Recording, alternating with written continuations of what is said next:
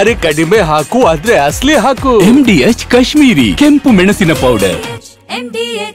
ಇದೆಲ್ಲದರ ಜೊತೆಗೆ ಇದಕ್ಕಿಂತ ಇಂಪಾರ್ಟೆಂಟ್ ಸಂಗತಿ ಏನಪ್ಪಾ ಅಂತಂದ್ರೆ DCM ಇದಕ್ಕೆ ಸಂಬಂಧಪಟ್ಟಂಗೆ ಸಮರ್ಥನೆಯ ರೀತಿಯಲ್ಲಿ ಹೇಳಿರೋದು.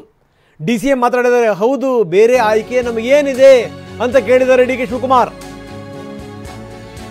ಈ ಮುಖಾಂತರ DK ಶಿವಕುಮಾರ್ CM ಅವರೇ ಮುಂದುವರಿತಾರೆ ಅನ್ನೋದನ್ನು ಒಪ್ಕೊಂಡ್ರ. ಸಿದ್ದರಾಮಯ್ಯನವರ ವಿಚಾರಕ್ಕೆ ಸಂಬಂಧಪಟ್ಟಂಗೆ DK ಶಿವಕುಮಾರ್ ಹತ್ರ ಪತ್ರಕರ್ತರು ಪ್ರಶ್ನೆ ಕೇಳಿದ್ರು. ನಮ್ಮ ಬಳಿ ಬೇರೆ ಯಾವ ಆಯ್ಕೆ ಇದೆ ಅಂತ ಕೇಳಿದ್ರು DK. What option I have? I have to stand by him, I support him, and I don't have any objection to it.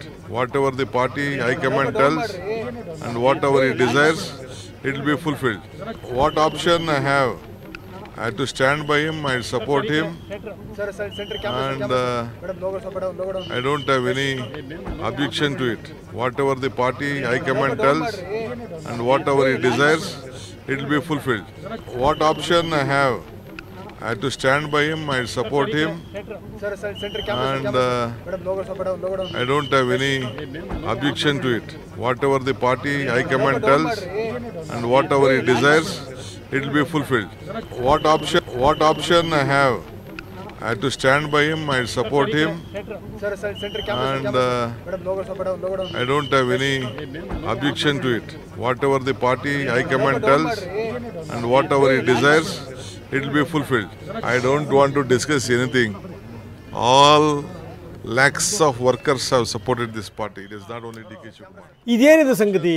ಈ 3 ದಿನಗಳಲ್ಲಿ ಚಿತ್ರಣವೇ ಬದಲಾಗಿ ಹೋಯಿತು. 3 ದಿನಗಳಲ್ಲಿ ಚಿತ್ರಣ ಬದಲಾಗಿ ಹೋಗಿದೆಯಾ ಅಥವಾ ಮಾತಿನ ಧಾಟಿ ಮತ್ತು ಶೈಲಿ ಮಾತ್ರ ಬದಲಾಗಿದೆಯಾ? ಈ ಪ್ರಶ್ನೆ ಕೂಡ ಇದೆ.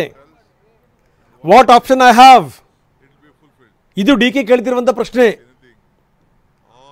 ನಮಗೆ ಯಾವುದು ಬೇರೆ ಆಪ್ಷನ್ ಇಲ್ಲ ಇಲ್ಲಿ, ಇದನ್ನು ಒಪ್ಕೊಳ್ಳೇಬೇಕು. I stand by him, I support him ಅನ್ನುವಂಥ ಮಾತನ್ನು ಹೇಳ್ತಾ ಇದ್ದಾರೆ.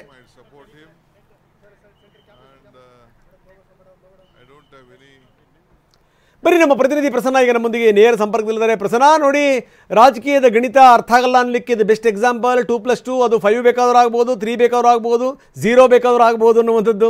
ಕೇವಲ 3 ದಿವಸ, 3 ದಿವಸದಲ್ಲಿ ಒಂಥರ ಛೂಮಂತ್ರ ಗಾಳಿ ಹೇಳಿದ ರೀತಿಯಲ್ಲಿ ಎಲ್ಲವೂ ಕೂಡ ಬದಲಾಗ್ತಾ ಇದೆ. ಯಾಕಂದರೆ ಯಾರ್ಯಾರಿಗೆ ನೋಟಿಸ್ ಹೋಗ್ತಾ ಇದೆ, ಯಾರ್ಯಾರ ಮಾತು, ಯಾರ್ಯಾರ ಶೈಲಿ, ಯಾರ್ಯಾರ ಧಾಟಿ ಹೆಂಗೆ ಬದಲಾಗಬೇಕು ಅದೆಲ್ಲವೂ ಕೂಡ ಬದಲಾಗ್ತಿದೆ.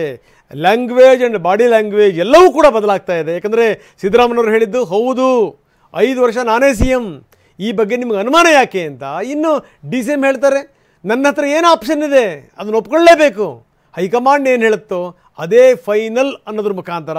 ಅಂದರೆ ನಿಜಕ್ಕೂ ಏನು ನಡೀತಾ ಇದೆ, ಯಾವ ಶಕ್ತಿ ಇಲ್ಲಿ ಈ ಮಾತುಗಳನ್ನು ಹೇಳಿಸಲಿಕ್ಕೆ ಕೆಲಸ ಮಾಡಿದೆ? ಪ್ರಸನ್ನ. ರಂಗನಾಥ್, ರಾಜಕೀಯ ಅನ್ನುವಂಥದ್ದೇ ಒಂದು ರೀತಿಯ ಚದುರಂಗದ ಆಟ. ಇಲ್ಲಿ ಯಾರು ದಾಳ ಉಳಿಸ್ತಾರೆ, ಹೇಗೆ ದಾಳ ಉಳಿಸ್ತಾರೆ ಮತ್ತು ಅದರ ಪರಿಣಾಮಗಳು ಏನಾಗಿರ್ತವೆ ಅನ್ನುವಂಥದ್ದನ್ನ ಮೊದಲೇ ಊಹಿಸೋದಕ್ಕೆ ಸಾಧ್ಯವೇ ಇಲ್ಲ. ಕಳೆದ 10-12 ದಿನಗಳಿಂದಲೂ ಕೂಡ ನಿರಂತರವಾಗಿ ಶಾಸಕರ ನಡುವೆ ದೊಡ್ಡ ಮಟ್ಟಿಗಿನ ಭಿನ್ನಾಭಿಪ್ರಾಯ ನಾಯಕತ್ವದ ವಿಚಾರದಲ್ಲಿ ಮೇಲೆ ಹೇಳ್ತಾನೆ ಇತ್ತು. ಎಲ್ಲಿ ಮುಖ್ಯಮಂತ್ರಿಗಳು ಇದುವರೆಗೂ ಕೂಡ ಮಾತಾಡಿರಲಿಲ್ಲ, ಹೈಕಮಾಂಡ್ ಕೂಡ ಒಂದು ಸ್ಪಷ್ಟ ನಿರ್ದೇಶನವನ್ನ ಕೊಟ್ಟಿರಲಿಲ್ಲ. ಇನ್ನು ಉಪಮುಖ್ಯಮಂತ್ರಿ DK ಶಿವಕುಮಾರ್ ಅವರು ಕೂಡ ಮಾತಾಡದೆ ಹೋದ್ರು ಕೂಡ ಅವರ ಬೆಂಬಲಿಗ ಶಾಸಕರೆಲ್ಲರೂ ಕೂಡ ನಾಯಕತ್ವ ಬದಲಾವಣೆ ವಿಚಾರದಲ್ಲಿ ದೊಡ್ಡ ಮಟ್ಟಿಗಿನ ದನಿಯನ್ನ ಎತ್ತಿದ್ರು. ಆದ್ರೆ ಎಲ್ಲ ಗೊಂದಲಗಳಿಗೂ ಕೂಡ ಇದೀಗ ಸ್ವತಃ ಮುಖ್ಯಮಂತ್ರಿ ಮತ್ತು ಉಪಮುಖ್ಯಮಂತ್ರಿಗಳೇ ಒಂದು ಫುಲ್ ಸ್ಟಾಪ್ ಇಡುವಂತ ಪ್ರಯತ್ನವನ್ನ ಮಾಡಿದ್ದಾರೆ. ಚಿಕ್ಕಬಳ್ಳಾಪುರದ ನಂದಿಬೆಟ್ಟಕ್ಕೆ ಆಗಮಿಸಿದಂತಹ ಮುಖ್ಯಮಂತ್ರಿಗಳು ಅಲ್ಲಿ ಸ್ಪಷ್ಟವಾಗಿ ಹೇಳ್ತಾರೆ 5 ವರ್ಷ ನಾನೇ ಮುಖ್ಯಮಂತ್ರಿ, ಇದಕ್ಕೆ ಅನುಮಾನ ಯಾಕೆ ಅನ್ನುವಂತ ನೇರವಾದಂತಹ ಪ್ರಶ್ನೆಯನ್ನ ಕೇಳ್ತಿದ್ದಾರೆ. ಅದರ ಅರ್ಥ ಯಾವುದೇ ರೀತಿಯ ನಾಯಕತ್ವ ಬದಲಾವಣೆ ನನಗೆ ಸಮ್ಮತ ಇಲ್ಲ ಅನ್ನುವಂಥದ್ದು ಒಂದು ಅರ್ಥ ಆದ್ರೆ, ಇನ್ನೊಂದು ಹೈಕಮಾಂಡ್ ಕೂಡ ಇದಕ್ಕೆ ಸಂಬಂಧಪಟ್ಟಾಗಿ ಯಾವುದೇ ರೀತಿಯ ಸಂದೇಶ ರವಾನಿಸಿಲ್ಲ ಅನ್ನುವಂಥದ್ದು ಎರಡನೇ ಮೆಸೇಜು. ಇದಕ್ಕೆ ಪೂರಕವಾಗಿ ಇದೀಗ DCM DK ಶಿವಕುಮಾರ್ ಅವರು ಕೂಡ ಕ್ಯಾಬಿನೆಟ್ ಗಿಂತ ಮುಂಚಿತವಾಗಿ ಮಾತನಾಡ್ತಾ ಇದ್ದಾರೆ. ಅವರು ಹೇಳ್ತಾ ಇರುವಂತದ್ದು ನನಗೆ ಬೇರೆ ಆಯ್ಕೆ ಏನಿದೆ ಅನ್ನುವಂತ ಪ್ರಶ್ನೆಯನ್ನ ಮಾಧ್ಯಮಗಳಿಗೆ ಎತ್ತುತ್ತಾ ಇದ್ದಾರೆ. ಹೌದು, ನಾನು ಮುಖ್ಯಮಂತ್ರಿಗಳ ಬೆನ್ನಿಗೆ ನಿಂತಿದ್ದೇನೆ, ಹೈಕಮಾಂಡ್ ಎಲ್ಲವನ್ನೂ ಕೂಡ ನಿರ್ಧಾರ ಮಾಡುತ್ತೆ, ನಾನು ತ್ಯಾಗ ಮಾಡಿದ ರೀತಿಯಲ್ಲಿ ಲಕ್ಷಾಂತರ ಮಂದಿ ಕಾರ್ಯಕರ್ತರು ತ್ಯಾಗ ಮಾಡಿದ್ದಾರೆ, ಆದ್ರೆ ನನಗೆ ಬೇರೆ ಆಯ್ಕೆ ಏನಿದೆ ಅನ್ನುವಂತ ಒಂದು ರೀತಿಯ DK ಶಿವಕುಮಾರ್ ಅವರ ಮಾತು ಎಲ್ಲೋ ಒಂದು ಕಡೆ ಸದ್ಯದ ರಾಜಕೀಯ ಪರಿಸ್ಥಿತಿಗೆ ಮತ್ತು ಮುಖ್ಯಮಂತ್ರಿಗಳು ಉಪಮುಖ್ಯಮಂತ್ರಿಗಳ ಮುಂದಿನ ರಾಜಕೀಯ ನಡೆಗಳಿಗೆ ಹಿಡಿದಂತ ಒಂದು ಕೈಗನ್ನಡಿ ಅಂತಲೇ ಹೇಳಬೇಕು. ಆದ್ರೆ DK ಶಿವಕುಮಾರ್ ಅವರು ಹೇಳ್ತಾ ಇರುವಂತಹ ಈ ಮಾತುಗಳಿರ್ಬೋದು, ಮುಖ್ಯಮಂತ್ರಿಗಳು ಕೊಡ್ತಾ ಇರುವಂತಹ ನೇರವಾದಂತಹ ಸಡ್ಡು ಹೊಡೆದ ರೀತಿಯಲ್ಲಿ ಹೇಳಿದಂತಹ ಹೇಳಿಕೆ ಇರಬಹುದು, ಇದೆಲ್ಲವೂ ಕೂಡ ಕೇವಲ ತಾತ್ಕಾಲಿಕವಾ ಅಥವಾ ಇದು ಶಾಶ್ವತವಾ, ಇದಕ್ಕೆ ಹೈಕಮಾಂಡ್ ಉತ್ತರ ಕೊಡಬೇಕಾಗುತ್ತೆ. ಆದ್ರೆ ಸದ್ಯದ ಮಟ್ಟಿಗಂತೂ ಕಾಂಗ್ರೆಸ್ನ ಶಾಸಕರಲ್ಲಿ ಇರುವಂತಹ ಗೊಂದಲಗಳಿಗೆ ತೆರೆ ಎಳೆಯುವಂತ ಕೆಲಸವನ್ನ ಮುಖ್ಯಮಂತ್ರಿಗಳು ಕೂಡ ಮಾಡಿದ್ದಾರೆ, ಉಪಮುಖ್ಯಮಂತ್ರಿಗಳು ಕೂಡ ಮಾಡಿದ್ದಾರೆ. ಇಲ್ಲಿ ಸುರ್ಜೇವಾಲಾ ಅವರಾಗ್ಲಿ, ಎಐಸಿಸಿ ಅಧ್ಯಕ್ಷ ಮಲ್ಲಿಕಾರ್ಜುನ್ ಖರ್ಗೆ ಅವರಾಗ್ಲಿ ಎಲ್ಲಿಯೂ ಕೂಡ ಬಹಿರಂಗ ಹೇಳಿಕೆ ಕೊಟ್ಟಂತ, ಅಸಮಾಧಾನದ ಮಾತುಗಳನ್ನಾಡಿದಂತ ಅಥವಾ ನಾಯಕತ್ವ ಬದಲಾವಣೆಯ ಬಗ್ಗೆ ಚರ್ಚೆ ಮಾಡಿದಂತಹ ಶಾಸಕರಿಗೆ ಅವರು ಉತ್ತರವನ್ನ ಕೊಡೋದಕ್ಕೆ ಹೋಗ್ಲಿಲ್ಲ. ಆದ್ರೆ ಮುಖ್ಯಮಂತ್ರಿಗಳೇ ಉತ್ತರವನ್ನ ಕೊಟ್ಟಿದ್ದಾರೆ. ಮುಖ್ಯಮಂತ್ರಿಗಳು ಕೊಟ್ಟಂತ ಉತ್ತರಕ್ಕೆ ದನಿಯನ್ನ ಗುಡಿಸಿದ್ದಾರೆ. ಕಳೆದ 2 ದಿನಗಳ ಹಿಂದೆಯೂ ಕೂಡ ಬಹುದೊಡ್ಡ ಒಂದು ಸ್ಟ್ರಾಟಜಿಯನ್ನ ಸಿದ್ದರಾಮಯ್ಯನವರು ಮಾಡಿದ್ರು. ತವರು ನೆಲೆಯಲ್ಲಿ ಹೌದು, ನಾನು ಮತ್ತು ಡಿ.ಕೆ. ಶಿವಕುಮಾರ್ ಅವರು ಬಂಡೆಯ ರೀತಿಯಲ್ಲಿ ಸರ್ಕಾರವನ್ನ ನಡೆಸ್ತಿದೀವಿ ಅಂತ ಹೇಳಿ ಸ್ವತಃ ಡಿ.ಕೆ. ಶಿವಕುಮಾರ್ ಅವರನ್ನ ಕೈ ಹಿಡಿದು ಎತ್ತಿ ನಗೆಯನ್ನ ಬೀರಿದ್ದು ಇದೇ ಸಿದ್ದರಾಮಯ್ಯನವರು. ಅದಾದ ಬಳಿಕ ನಡೆದ ಬೆಳವಣಿಗೆಗಳು ಬೇರೆ.